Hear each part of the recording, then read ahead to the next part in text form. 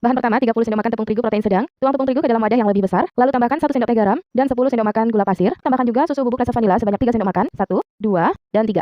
Dan tambahkan juga ragi instan sebanyak 1 sendok teh. Lalu semua bahan kering ini diaduk hingga tercampur.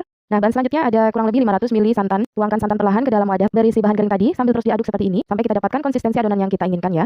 Nah, seperti ini lanjut tuang kembali sisa santannya dan sambil diaduk lagi hingga santan dan bahan-bahan ini tercampur. Tambahkan juga tape, ini tape singkong. Sudah saya lumatkan terlebih dahulu lalu tuang ke dalam adonan tepung. Tambahkan juga 100 gram margarin yang sudah dilelehkan seperti ini. Langsung tuangkan saja ke dalam wadah berisi adonan tepung ya. Lalu diaduk kembali semua bahan ini hingga tercampur. Nah, kalau sudah tercampur, lanjut tambahkan pewarna makanan. Ini saya kasih pewarna kuning muda ya. Kira-kira setengah sendok teh saja, lalu diaduk hingga tercampur juga.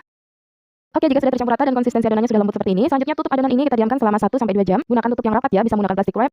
Nah, setelah 2 jam buka tutup, itu ada bekasnya yang menempel di dinding wadah ya. Jadi mengembang sampai kurang lebih 3 kali lipat ya, teman-teman. Ini diaduk dulu sampai gas-gasnya itu keluar ya. Kalau sudah diaduk seperti ini akan kempis kembali.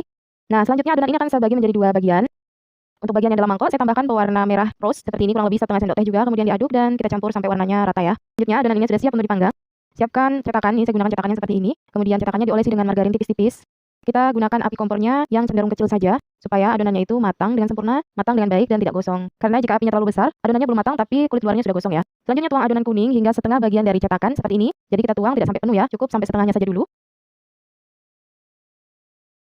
Oke, adonan yang warna kuning sudah selesai masuk ke dalam cetakan. Selanjutnya tambahkan isian, saya gunakan isian selai coklat seperti ini. Untuk isiannya ini opsional ya, bisa menggunakan selai rasa apa saja. Kebetulan saya punya selai coklat, saya beri isian selai coklat saja. Nah, jika sudah dituang isiannya, kita lanjut tuangkan adonan yang kedua, ini adonan merahnya ya. Jika sudah selesai dituang adonannya, tutup cetakan, kita masak kurang lebih selama 15 menit. Setelah 15 menit, balik kuenya seperti ini, jadi supaya matangnya rata ya, dan warnanya itu juga makin cantik.